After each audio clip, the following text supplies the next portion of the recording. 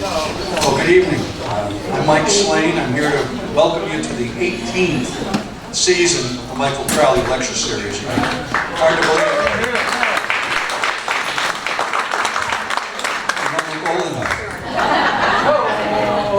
We're it's really a pleasure to have you. When I look back at 2002 or the early years, I'm not sure I was there in 2002, 20 to 30 people in the downstairs bar at Crowley's for the Fortress.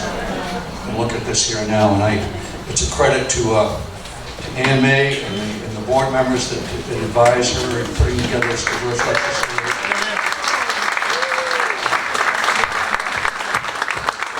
Credit to all of you that support it so well, and that's absolutely necessary to keep that support coming. I wanted to update you since I haven't been together with you, I guess now since April, May timeframe.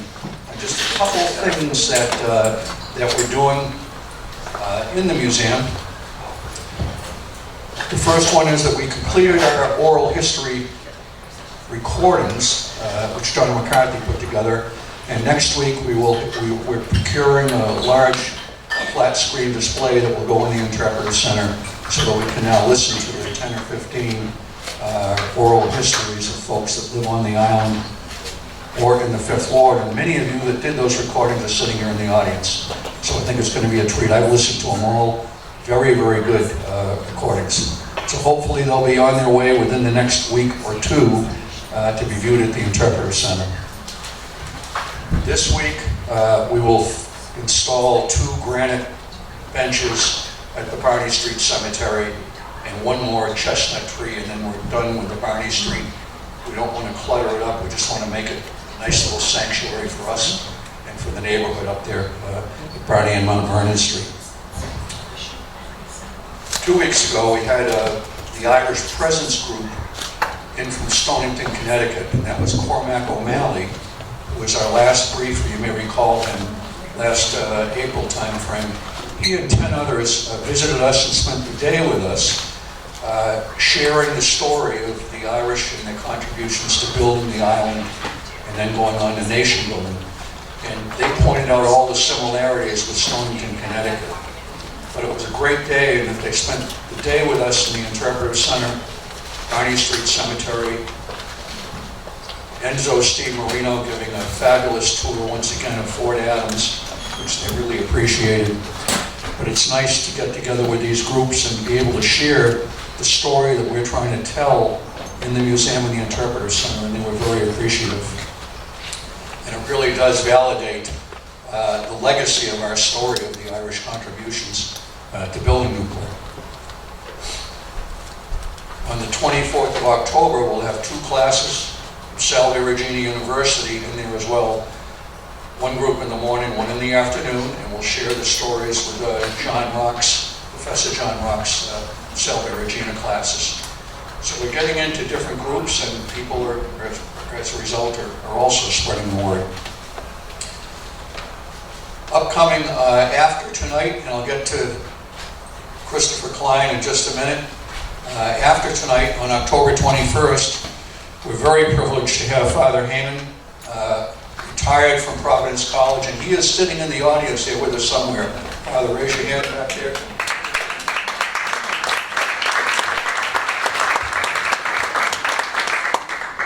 And this is going to be very interesting. He's going to talk about the early and mostly forgotten history of the ancient Order of Hibernians and the Lady Auxiliary Order of Hibernians from 1849 to 1920 period. So it's got a lot of interest within this group on the island.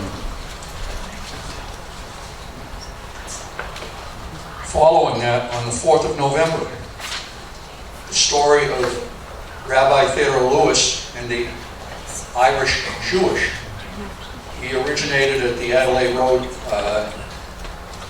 Synagogue in Dublin, moved here, and of course he became very famous as the Rabbi Emeritus at the Toro Synagogue here in Newport.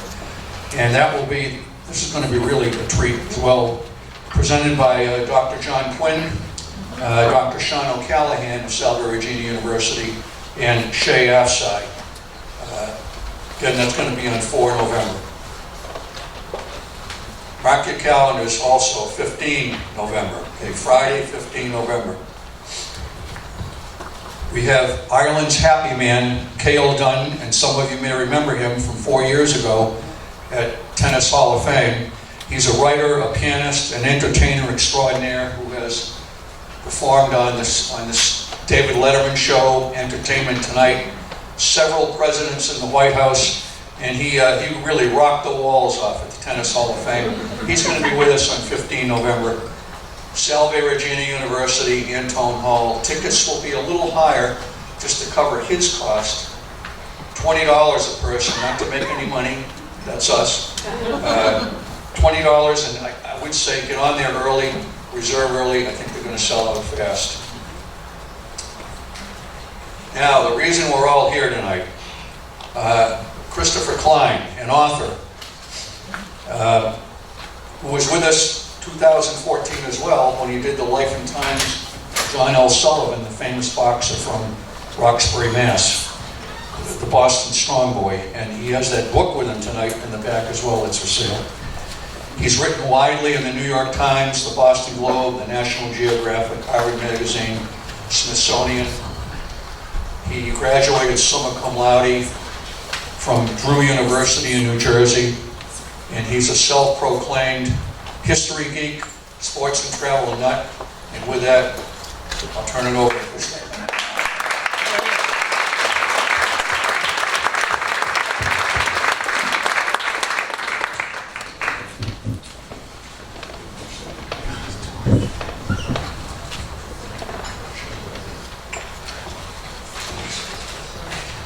Thank you, Mike. It's great to be back again, talking to you. This picture does not mean that that's going to be a car wreck. So, as Mike mentioned, my writing has all been in the history realm. And after I finished writing my last book, the biography of John L. Sullivan, and I was searching around for my next book idea, I came across, I had this idea, so I pitched it to my agent. I said, how about this? I got a story. It's about a group of Irish Americans who fled the Great Hunger, come to the United States, fight in the Civil War. Then they form their own private militia that they call the Irish Republican Army. And then they undertake one of the most fantastical missions in military history to hold Canada hostage and ransom it for Ireland's independence. So her first question to me then was, so when did you decide to start writing fiction? And then her second question was, how many pints of Guinness were you drinking? So, as I told her, I know it sounds like complete Blarney, but it actually happened. The Irish invaded Canada, and not just one time, but 5 times between 1866 and 1871. So I know this idea sounds completely absurd to us today, but part of what I hope to do tonight is to try to take you back about 150 years, see that this idea was not as crazy as it sounds today. So, why would anyone want to attack sweet, peaceable, friendly Canada, a place where if you do get into a car wreck with the bus will tell you, sorry. Well, part of it is us viewing the lens of history through the lens of today, where the United States and Canada share the longest peaceable international boundary in the world, but things between the United States and Canada were not always so friendly. And in fact, during the first American century, the United States had a border problem. It was a northern one. The United States wasn't exactly sure what the border was. It was this lawless no man's land, which was frequented by smugglers and outlaws. And the whole idea of invading Canada was about as American as fireworks on the 4th of July. It happened about once every generation. So even before the Declaration of Independence is signed, the first place the Continental Army goes is due north. And General Richard Montgomery, who was born in Ireland, marched his troops north, seized Montreal. Then he continued on to Quebec City, where he met up with a contingent led by Colonel Benedict Arnold, before he turned traitor, who went up through the woods of Maine. And they fought a battle there on New Year's Eve in 1775, which was a complete rout for the Continental Army, rout for the British against the Continental Army. And then during the War of 1812, once again, the border is the scene of a lot of activity, and the United States plans a three-pronged attack of Canada. Thomas Jefferson wrote that the taking of Canada was going to be a mere matter of marching. It wasn't.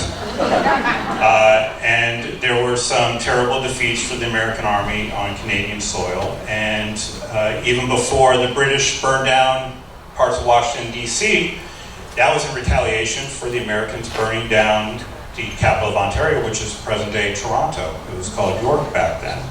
Buffalo was also burned to the ground by Canadian forces. So there was a lot of back and forth across the border. And then you start getting a series of ridiculous disputes with equally farcical names, like the Pork and Beans War of 1838, between a group of lumberjacks in Maine and New Brunswick who were fighting over the same logging rights along the border. And my favorite is the Pig War of 1859. This took place on San Juan Island out in the Pacific. It was a disputed island in terms of who owned it.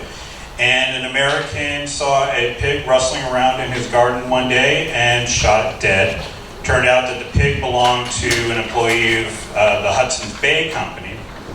And let's just say that things got out of control to the point that 500 American troops are sent to the island, and 5 British warships and 2,000 troops.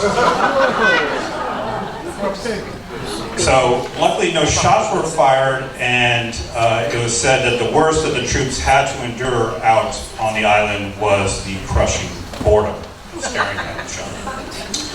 So one other thing to remember about this time period is that the flag flying over Canada at the time of the Civil War is not the maple leaf that we're all familiar with, it's the Union Jack. And for the Irish to undertake these invasions of Canada, if we were going to use modern day parlance, we would say that they were radicalized by their experiences living under British rule. And you know that the luck of the Irish was not really anything that we wanted to have for about 800 years of history. Because the Irish have the misfortune of being right in the backyard of what becomes the world's most powerful empire. And you have, if you were an Irish Catholic living in Ireland in the 1700s under what were known as the penal laws, you couldn't worship freely, you couldn't vote, you couldn't hold public office, you couldn't own a firearm, you could not send your child to a Catholic school, you could not have a Catholic teacher come in to teach your child. You were not allowed to own a horse that was worth more than 5 pounds. You were allowed to have a knife in your house, however it had to be chained to a table so that you could not use it against the local police. And then, even in death, your rights were still restricted because you could not have a Catholic priest preside over a graveside ceremony. So you have this history where for 700 years, there's a segment of the Irish population who think that the British are trying to extinguish Ireland's culture, its religion, its language. And then when the potato crop fails in 1845, which will lead to 1 million Irish dying, there's some who believe that the British are trying to exterminate them altogether. So you have this group of the population who is becoming radicalized by these experiences. So not only do 1 million Irish die during the Great Hunger, you have 2 million of them who flee the country, and many of them come ashore in North America, both in Canada and in the United States. And for the Irish who come into the United States in the 1840s and 1850s, they're unlike any immigrants that this country had seen before. For one thing, they're more refugees than they are immigrants. They're not hungering for American ideals as much as literally just starving for food. About a quarter of them speak the Irish language, so they're speaking a foreign tongue. And then what really sets them apart for the generations of Americans was that these newcomers were practicing a strange religion, Catholicism. And you have this backlash. that starts to occur in the 1850s under the rise of the American Party, which were also known as the Know-Nothings. And they really have their high point in 1854. So you have incidences such as in Ellsworth, Maine, where they tar and feather a priest who wanted to change the Bibles that were being taught in the public schools. You have the Know-Nothings then stage a raid on the construction site of the Washington Monument. The guard is locked into his guardhouse, and while they have him locked in, this group of Know-Nothings starts searching around the construction site for a particular piece of marble. They find what they're looking for, they take the marble, they haul it down in a wheelbarrow, put it on a boat, and then they dump it in the middle of the Potomac River. The reason they do it to this particular piece of marble was because it was donated by the Pope.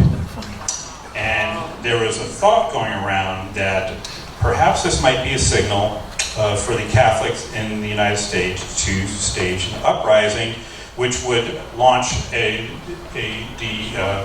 Pope would move to a second Vatican, which would be established in, wait for it, Cincinnati.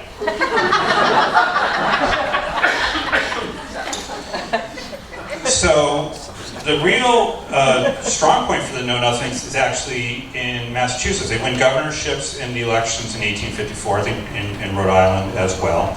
And in Massachusetts, they start to enact their program, which includes mandating the use of the King James Bible in public schools. They disband any Irish American militias.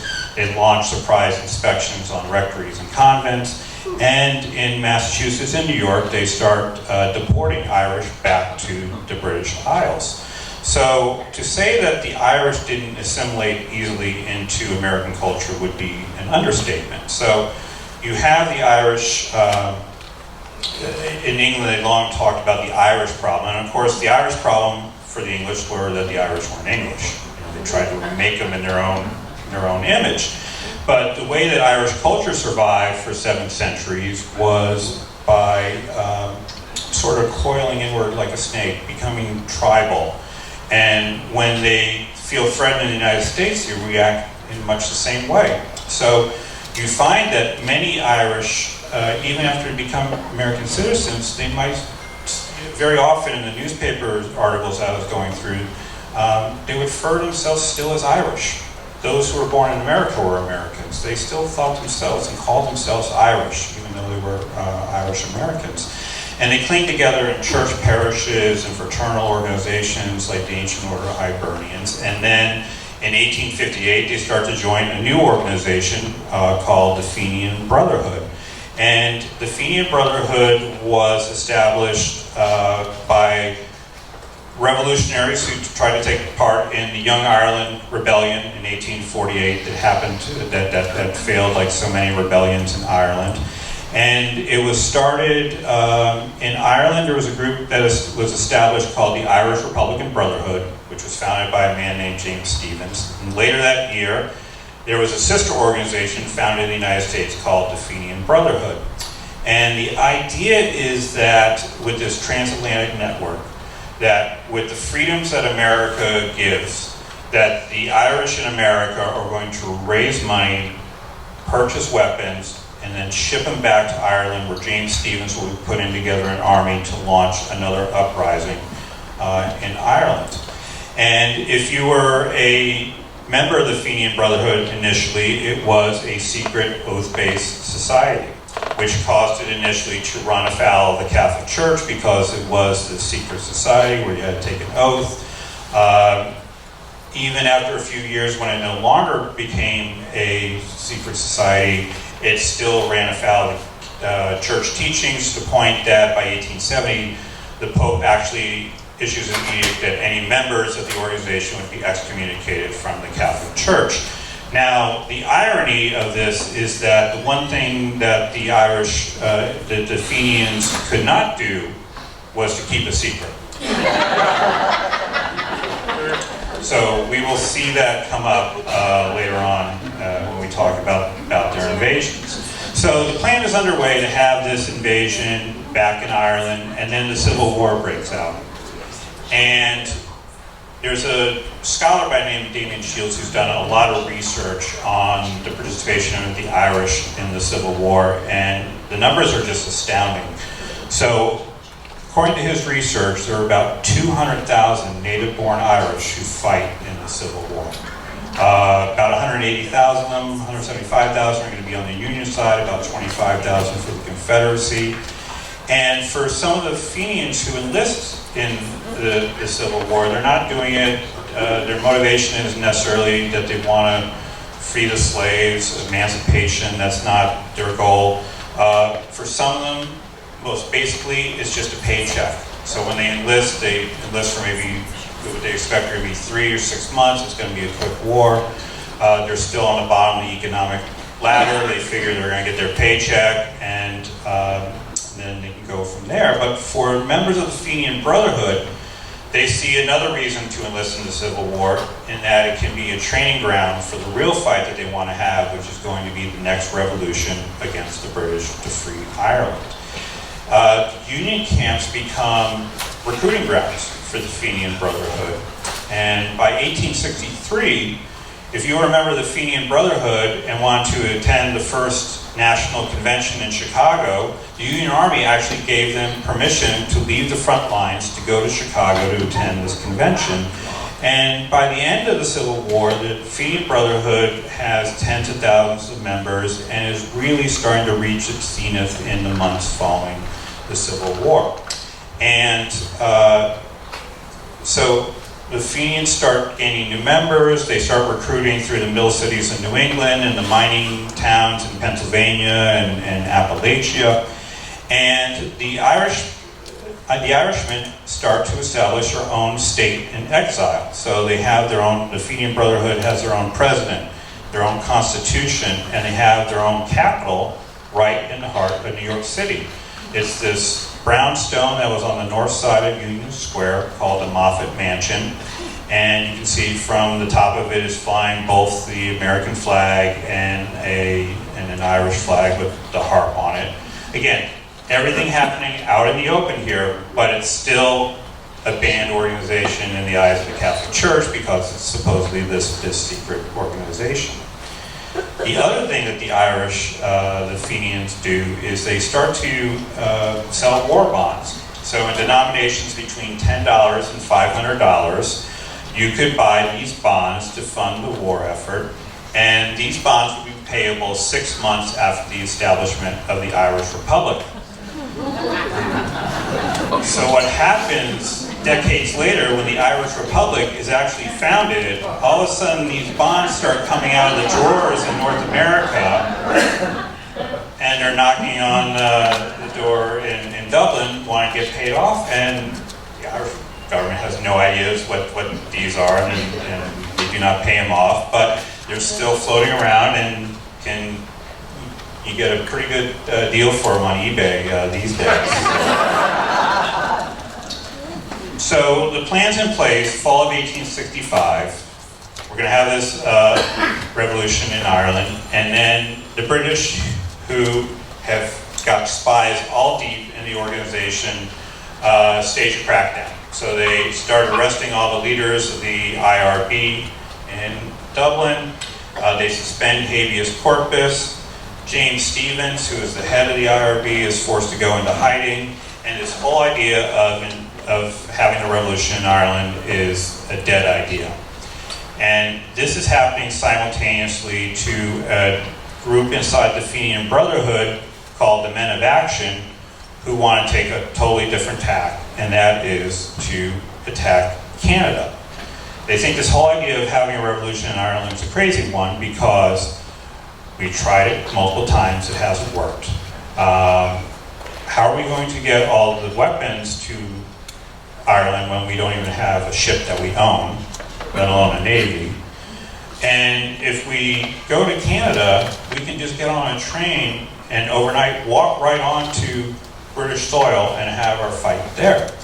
So what's the thinking behind attacking Canada? How do they see this playing out? Well, one idea is that they might be able to divert British troops from Ireland to Canada then leaving a skeleton crew of British troops back in Ireland that would make them more susceptible to a revolution to take place there, to make it more realistic. Another idea is that they can just gain a little bit of Canada, use it as a base to launch attacks, and that they would also be recognized by the United States to be granted belligerent rights, which would allow them to launch privateers out on the ocean to disrupt British trading. Probably the most realistic idea is that they can spark a war between the United States and Great Britain, and by helping the United States gain Canada, in return, they will be granted Ireland's independence by the United States. And then there's these real radicals who think that they can just overrun all of Canada, simply hold it hostage, and trade it back to the British for Ireland. So the most surprising thing to me when doing the research in this book is this idea actually has the tacit approval of the White House. So not only are the Fenians buying up surplus weapons after the end of the Civil War with full knowledge of the American government, there's a meeting in the White House between Fenian leaders and President Andrew Johnson in the fall of 1865, where they lay out this idea of, well, what would happen if we attacked Canada? How would you react? And according to them, and this is the only account we have, so we have to take this into consideration, but Johnson said that he would, quote, acknowledge accomplished facts, which they took to mean that he's going to turn a blind eye to whatever they do. If they happen to go across into Canada and seize some territory, then he'll deal with it at that point. So the United States is not going to actively support this effort, but they're not going to go out of their way, Johnson, they believe, to quash this either. So why would Johnson take this tack when the neutrality laws of the United States prevent any American citizens from engaging in war with a country at which the United States is at peace with? Well, it speaks to the tremendous animosity towards the British that was in the United States at the end of the Civil War, and relations between the two countries are probably at their lowest ebb since the British torched the White House, and that's because of Britain's tacit support of the Confederacy during the Civil War. So you might remember from your history books when you were a kid something called the Trent Affair early in the war, when the Americans seized a couple of Confederate diplomats off a British ship, and very early in the war, the United States and Great Britain almost go to war over this incident. But what really angers Americans is that it's in British ports that Confederate warships are being built, Confederate guns are being forged in mills in Britain and smuggled into the Confederacy. And this ship here is the most fearsome of all. It's the CSS Alabama, built in Liverpool. Half the crew was Southern, half the crew was British, who were known to fake Southern accents if they were being encountered. And for nearly 2 years, it disrupted American shipping almost all over the globe. So at the end of the war, the United States wants reparations for Great Britain for all the damage caused by the Confederate warships built in British ports under what were called the Alabama claims. And then there's also animosity toward Canada itself over what happened during the Civil War, because not only was Canada a haven for Union draft dodgers and escaped Confederate prisoners of war, but there was a cell of the Confederate Secret Service that was in Canada as well that carried out an attack on raided banks in St. Albans, Vermont, and stole $250,000. They tried to firebomb public theaters and spaces in New York City that didn't go off as they planned.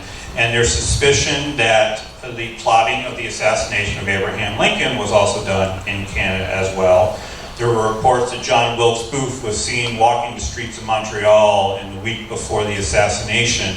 And when he was killed, there was a note from the Royal Ontario Bank found in one of his pockets.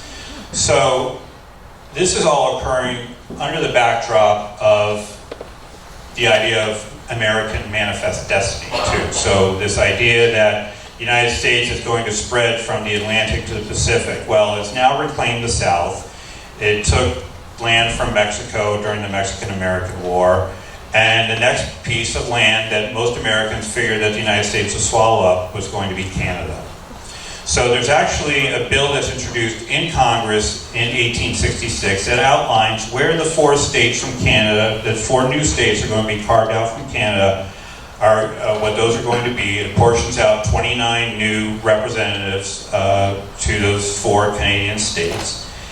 And then there's this plan at the end of the Civil War by a senator from Michigan named Zach Chandler, that as a way to heal the country, the United States should put together a 200,000 man army with 100,000 men from the north and 100,000 men from the south. And what they would do was they would invade Canada and they would hold it hostage until Great Britain eventually paid the Alabama claims $1 million in reparations. So into Andrew Johnson's office come the Fenians with basically the same idea. So why have Americans do it when you can outsource it to the foreigners, right? So this is the idea that we're going to attack Canada, and the idea is the brainchild of a man named Thomas William Sweeney, who was a general during the Civil War, and he really was the epitome of the fighting Irish. When he emigrated from Ireland as an 11-year-old, he was swept off the deck during a storm into the Atlantic and managed to survive a half hour at sea before he was rescued. He enlists in the Union Army, he fights in the Mexican-American War. He's in a battle, takes a gunshot to the groin, keeps on fighting until a few minutes later he takes another bullet that pierces his arm, has to be amputated afterwards, and he continues to serve in the Union Army. In fact, he gets into a fight with one of his superior officers, still whips him with his one good arm. He fights in the Civil War, and in the Battle of Shiloh, his leadership was very crucial there in the Battle of Shiloh, even though he takes a gunshot to the leg and 2 more to his one remaining arm. After the war, he has served in the Union Army now for 20 years. Okay, he hasn't been in Ireland since he's 11, but he says that his whole service is leading up to his idea of the true object of his heart, which is Irish independence. So he joins the Fenian Brotherhood after the Civil War and comes up with the plan for attacking Canada. And the idea is it's a 5-pronged invasion plan that he puts together. And he's a student of military history, but he relies pretty heavily on the plan to attack Canada that was there during the War of 1812, which of course did not go so well. So he plans this 5-pronged invasion, and going, I guess, from west to east, it's an amphibious invasion. So he's going to have boats that get launched out of Chicago that cross the Great Lakes and land in Ontario. He's going to have another crossing from Detroit into Ontario, and another one from Cleveland across Lake Erie. And these 3 prongs are going to meet up and then seize Toronto. And then the idea is that it's going to join up with another group that's invading from Buffalo into Ontario. And the hope is that it's going to then have British troops diverted from Montreal, which is really the true center of Sweeney's attack. He plans to have a 17,000 man army go right up through the Lake Champlain Valley, seize Montreal, seize Quebec City, and then be in control of the St. Lawrence River, which is the lifeline of Canada. And then they will be firmly in control of Canada.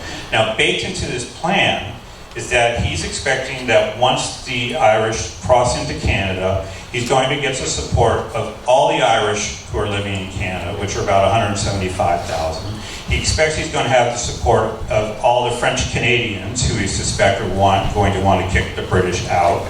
And this is the same idea that was in place every time American forces have tried to go into Canada. They expect to be greeted as liberators.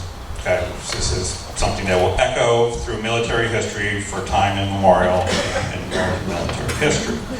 So this plan that he comes up with is a very sound plan to a man named John O'Neill. And John O'Neill really is a central character in when the Irish invaded Canada. He's going to be present at each one of these invasions. And John O'Neill grew up in Ireland. He was there during the Great Hunger, and he saw how it ravaged the town that he lived in.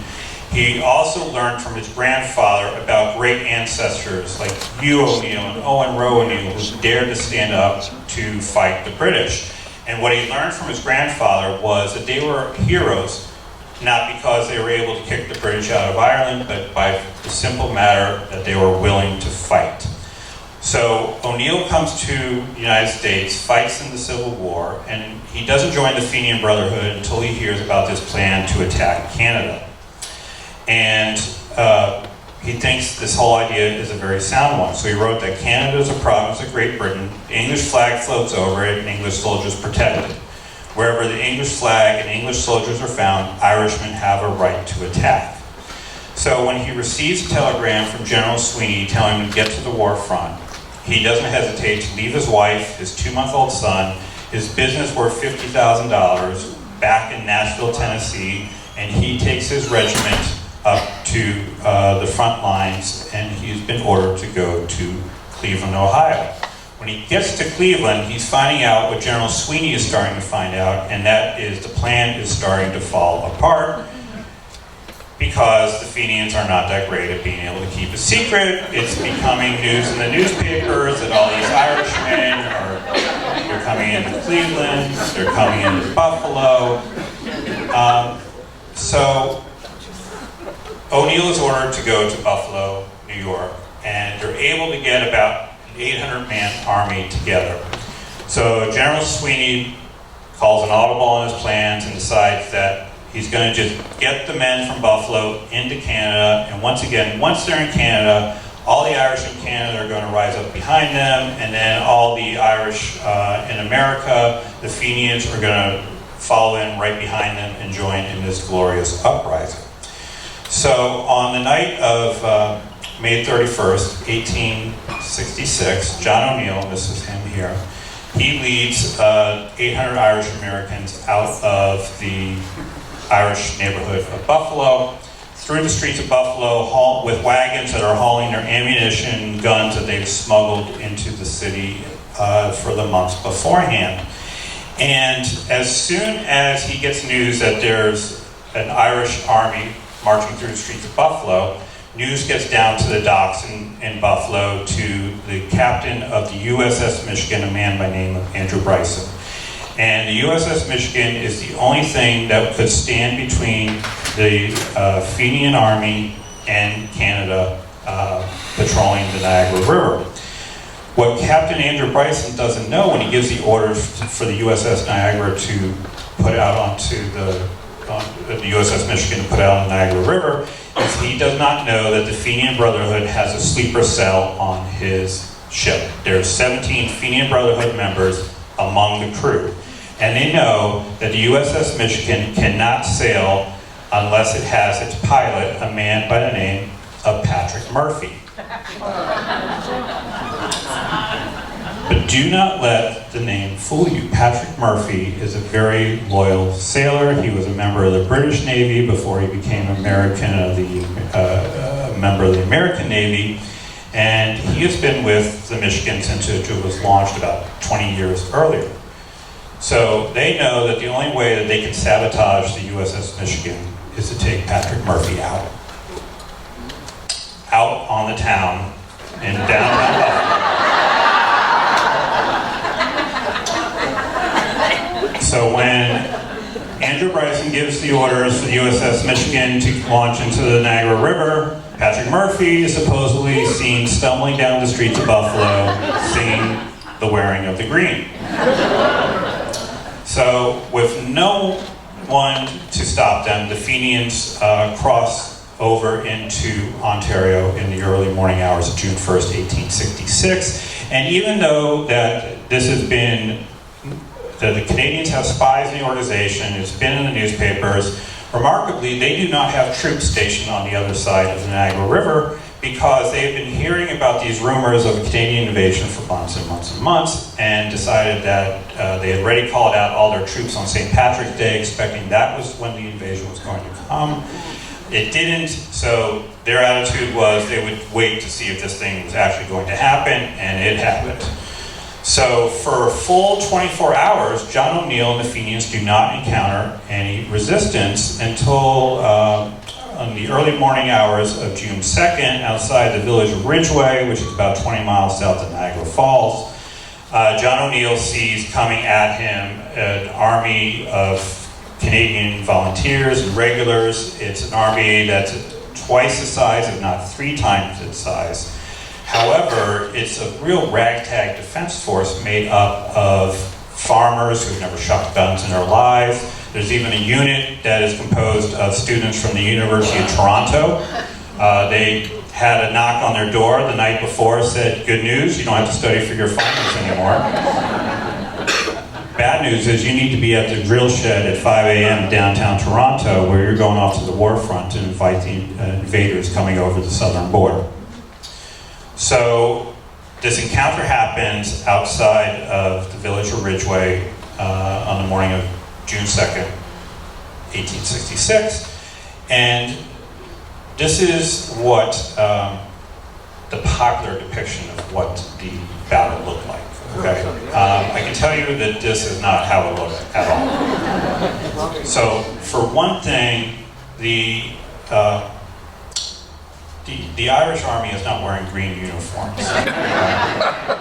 They will, in 1870, they will look like this, but in 1866 they don't. So John O'Neill's army, when he looked around, he saw men wearing their Union blues, he saw men wearing their Confederate grays. He had men who had come as far as New Orleans to join in this battle. Many of them were just wearing civilian clothes. The army that they were fighting, the British, were not wearing their red coats like this. In fact, there was an army wearing green on the battlefield, but it was the Canadian Volunteers. And they were not fighting at such close quarters like this, like if you're going to watch like a reenactment of a Revolutionary War battle. This is a chaotic fight that is taking place amid an orchard field. And with their superior numbers, the Canadians start pressing the fight and getting the better of the Fenians. So John O'Neill does what he can only do with a very experienced army, is he decides he's going to do a risky maneuver. And he pulls back all his troops, and the Canadians think that they are routing the Fenian forces. And then, at the last moment, John O'Neill appears on top of a ridge, sitting on his horse, and gives an order for his men to charge. And the Canadians are caught by total surprise. And the commander of the Canadian forces sees John O'Neill on a horse and thinks that a whole cavalry charge is coming. So he follows what he learned in a textbook, and he puts his men into a square formation. But there's no cavalry coming, it's just John O'Neill on a horse. So they are getting picked off one by one, and within minutes, the Canadian Defense Forces are running for their lives. And John O'Neill is victorious at the Battle of Ridgeway. There are about 20 men who die at this battle on both sides. And so it's this tremendous victory for the Fenian forces. But John O'Neill is now wondering, okay, it's been more than 24 hours, where are all the reinforcements from America that he's expecting to flood over the border? Where are all the Irish from Canada who are supposed to be rising up to help me? So he doubles back to near the landing spot through the town of Fort Erie, and there's another running gun battle through the streets of Fort Erie, and John O'Neill will win that again. But when he gets to the Niagara River, he sees that the USS Michigan is now out on the Niagara River. He can see that the supply lines have been cut for the Fenians, and he thinks that they've been double-crossed by Andrew Johnson. They weren't expecting to have these supply lines cut, but now that they were, he realized he could not go any further. So he's forced to retreat, and his men start crossing back over the Niagara River. Andrew Bryson, the commander of the USS Michigan, will get his revenge, and he will order the entire army arrested. So he has them on the back of, he has them on an open barge towed to the back of the USS Michigan, where they are sitting out there, exposed to the elements for about 48 hours, while President Johnson tries to decide what to do with 800 men who have been taken arrest. So they decide to release the rank and file. John O'Neill and the Fenian leaders are hauled into a court in Buffalo. They are assisted by a local Buffalo lawyer who gets them out on bail. That local Buffalo lawyer is named Grover Cleveland. He He will be, of course, president of the United States twice. Right? John O'Neill is let out on bail, but at least his fate is better than about 50 Fenians who are captured on the Canadian side by Canadian forces, who will end up standing trial and then are sentenced to hang for invading Canada. So all this, and I brought you all of about only 100 pages into the story of the Irish invading Canada. Before he leaves Canadian soil, John O'Neill will order all the prisoners, all the Canadian prisoners that the Fenians have captured, he will order them to all be lined up in a row. And the Canadians figure that they are about ready to face a firing squad before O'Neill flees Canada. Instead, John O'Neill goes down the line, shakes each man's hand one by one, and sort of foreshadowing General Douglas MacArthur, vows that he's going to be back. And he's going to be back with a much larger army. And John O'Neill is going to be true to his word. He will attack Canada again in 1870, in 1871. He will not let go of this idea of attacking Canada. And really, by the end, if you read the story, you will either have to make the decision whether John O'Neill is a figure from a comic opera or a Shakespearean tragedy. Because he will not let go of this whole idea. So what is the legacy then of the Fenians? Well, spoiler alert, the idea of holding Canada hostage and ransoming it for Ireland's independence did not work. But I think the takeaways are that their historical legacy, well, first of all, is that they actually did end up bringing self-government to one area of the British Empire, just not the one they intended. After these Fenian Raids, Canada becomes a self-governing nation in 1867. And the movement to establish a Canadian Parliament and a Canadian capital in Ottawa is boosted in large part by what many Canadians thought was the failure of the British to adequately protect their southern border. And they start advocating for more home rule and launch home guards. So the establishment of Canada in 1867, the Fenian Raids are in there as one of the factors leading to that confederation. Secondly, this transatlantic organization that's set up with the IRB in Ireland and Irish Americans raising money and weapons, of course, would be crucial with the Easter Rising in 1916 and then the War for Independence a few years later. And there's a reason when the Irish Proclamation is read outside the General Post Office during the Easter Rising that very prominently it refers to the importance of Ireland's exiled children in America, because without that support, the Easter Rising may not have occurred. So you see this role playing even in modern day times with Northern Ireland as well, with this transatlantic Republican movement. But then I think lastly is that, you know, we get a lot of stories about a lot of stories about people who fight who fight while facing overwhelming odds. Now, usually it's like watching a movie and you get the Hollywood ending that they, you know, the protagonists overcome these overwhelming odds. But, you know, history is much like life, that you don't get the Hollywood ending, usually 99% of the time. But that doesn't mean that you don't fight. And I think that's a lesson of the Fenians, is that they took the torch of revolution from the Young Ireland movement in 1848. They kept the fire burning and passed that torch on to the Easter Rising generation. And if they didn't do so, well, the fight for independence might have been snuffed out there. So whether it's a fight for civil rights, a fight against cancer, you may not see the fruits of that fight in your lifetime, but that doesn't mean that you don't put up the fight so that someone of a future generation might see that in their lifetimes as well. So I do have copies afterwards I can sign, and if you're interested in purchasing copies of When the Irish Invaded Canada, They're available for $20, far below the list price that you get special event pricing. And the holidays are coming up now that fall is here. And then you can also, I have a sign-up sheet for my email newsletter I send out monthly about just different areas of history that might be in the news as well. But with that, I'd be happy. Does anyone have any questions about the Fenian tax? Yes? This is the first time I've heard of this. And why is this not been further?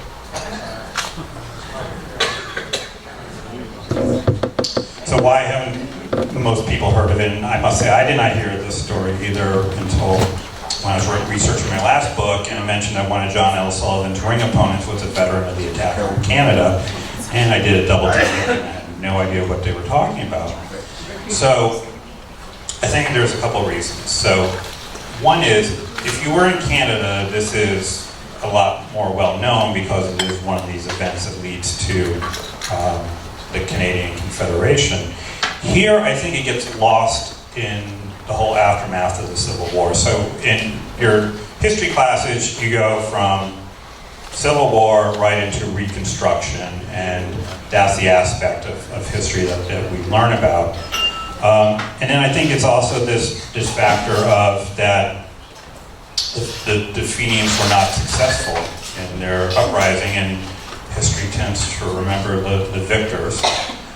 So I think it's gotten lost. So there have been a few books that have been written about Fenian Raids from the Canadian perspective. Mine really is the first popular history, where I start back in Ireland during the Great Hunger and during the Revolution there, so that you can sort of try to understand what was in the minds of these men to make them undertake what seems to be such a crazy idea to us in these days, and try to get a little bit of empathy for what was going through their minds at the time. Yes? Did the Fenian group have any impact on the Nova Scotia area? The Fenians have an impact on the Nova Scotia area. Well, they have a big impact in terms of the impact of, in 1866, the Fenians tried to launch a really small attack on Campobello Island, which we know best as the summer home of FDR and Eleanor Roosevelt. This was a complete fiasco that they tried to seize Campobello Island as a launching point then for Fenian raiders on the ocean. So when this occurred, this was had political repercussions in New Brunswick, which is where Campbell Island is, and in neighboring Nova Scotia, and really sort of puts over the top this idea of support inside New Brunswick and inside Nova Scotia to be part of the Confederation of Canada in 1867. So there aren't any invasions that happen on Nova Scotia territory. The impact there is largely political in terms of pushing this pro-Confederation movement there in 1866, 1867. Yes, ma'am? Are there still Fenians around? Are there still Fenians around? So so Fenian Brotherhood as an organization really starts to peter out after the last of these raids in 1871. It will continue until about 1885, and then that's the end of the actual organization itself. However, it sort of lived on in future Irish-American revolutionary organizations such as Clonagh Gael that did a much better job in keeping secrets than the Fenian Brotherhood did. And there is this through line in Ireland with the Irish Republican Brotherhood that's established in 1858, is there during the Easter Rising, and continued after that. So there is this through line from this story in Ireland. And then the term Fenian sort of just becomes this generic term then for any Irish Republican, and is thrown around as either a badge of honor or a slur in England, Scotland, Northern Ireland to this day. Yes, sir. you mentioned that the Fenians expected to have a lot of Irish Canadians join them. Did many Irish Canadians ever join them? No. So it was another bad misreading of a foreign country by American military forces. There was not a lot of support. So there were fears in Canada in the months leading up to the Battle of Ridgeway that there was going to be this groundswell of support inside Canada. In fact, they canceled St. Patrick's Day parades in Montreal and Toronto and Ottawa in 1866, just fearful that it's going to be a signal for an uprising.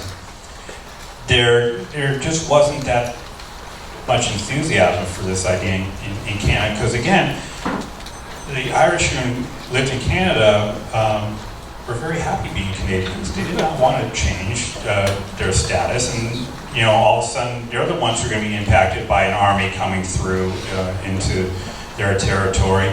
So there were a few they called them circles, the local organizations of Fenian Brotherhood in Canada. But we're talking very, very small numbers.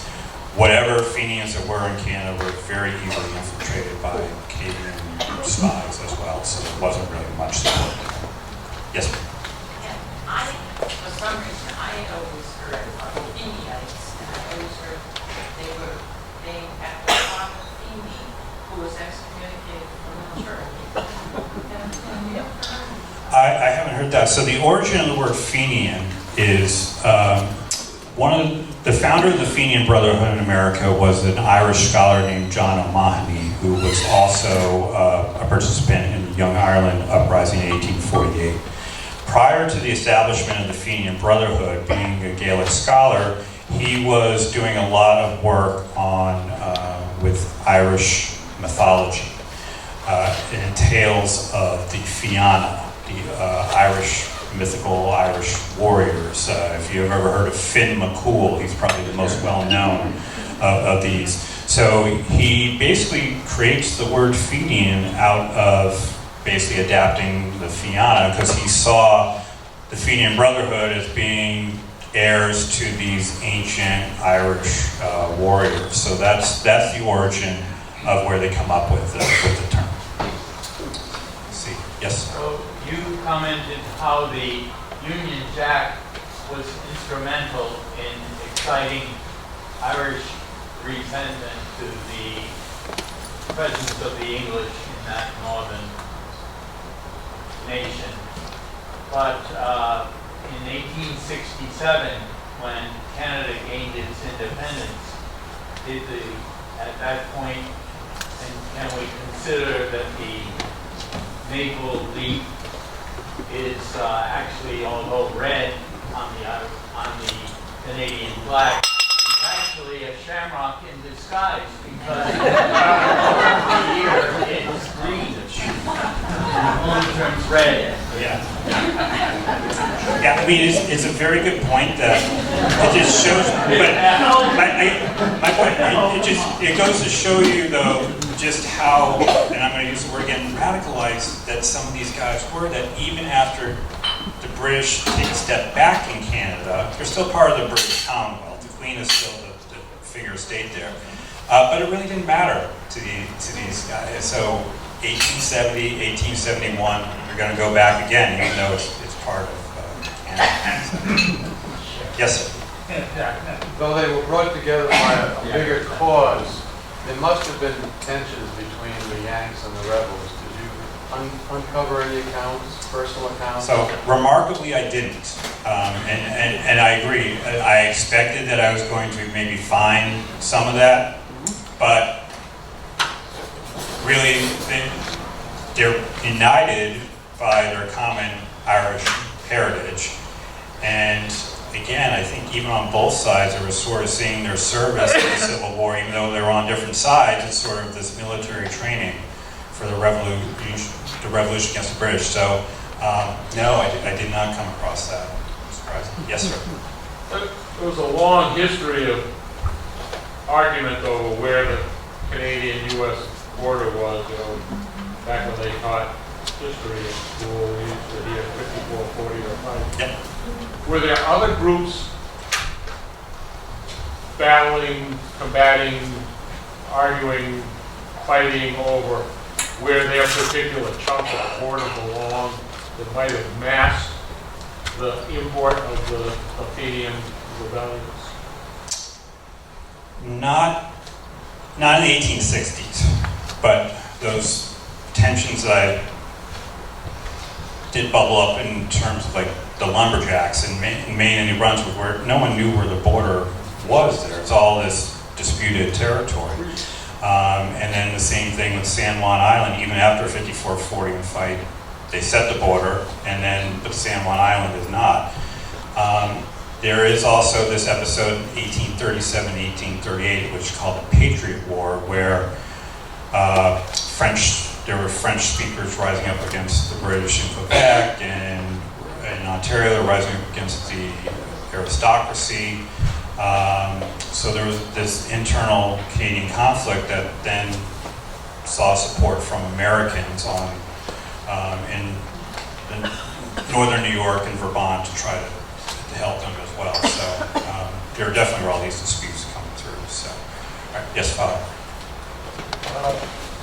There was a Fenian circle in Newport in 1864, and it was a relatively large group.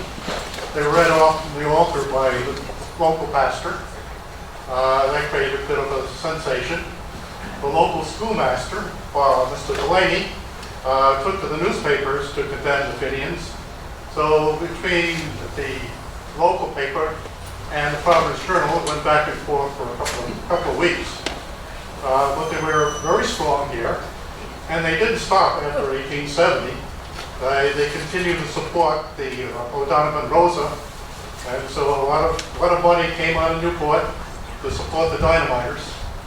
And just as a footnote, if you will, there was an attempt in 1857 to separate New Brunswick from Canada and annex the United States, led by Peter Sinnott. And he was then a resident of New Brunswick before he came to Providence. So, goes back a long time. Yeah. Thank you. Yes, sir. In your book, you said that during the famine, England was actually pretty generous to Ireland and imported a lot of food, especially when Peel was GM. That goes against everything we've ever been taught or read. Can you explain that? Yeah, I don't recall right. I thought I said that they exported under armed guard in Irish ports. They were exporting wheat, oats, barley, those crops to England. So I But think, didn't you say that Peel was sending like millions of dollars? well, early on. All right, so here's the thing. Early on with the British relief efforts, there was direct aid that was going to be given from the government in London to Ireland. What happens is that there's this attitude that what is going on then is that the government is interfering with the natural market forces and laissez-faire capitalism in Ireland. Leads to a change in government there, which changes the whole response, the whole British response, which is when we get the Trevelyan's and the workhouses and the relief projects and all these relief measures which were totally ineffectual. So in those initial months, the response by the government is different than what we know of to be the terrible response for years and years and years by the British government to what was occurring in Ireland at the time. Very But- briefly before you yeah. finish, more than half the people here are women. What was the involvement of women in all this? So the involvement of women there was a group called the Fenian Sisterhood that was established. They were not traveling with the men on any of these forays. Their jobs were mainly in terms of helping to raise money. So they would, you would raise money by having entertainment come to your town. So they would be involved in selling tickets, arranging that entertainment. selling food, and then they also were playing a role gathering all the supplies that were needed. So any medical supplies that were needed, Fenian Sisterhood would be involved in doing that. They were also involved in even, the battle flags that they would carry into battle would be ones that were sewn and made by the Fenian Sisterhood and then donated as gifts to the local Fenian Brotherhood Society.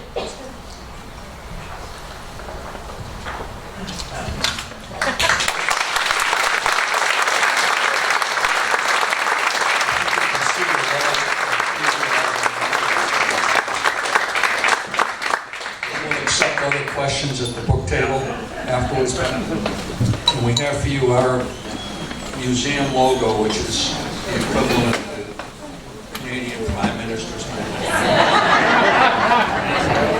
Thank you so much, and enjoy the hors d'oeuvres back there.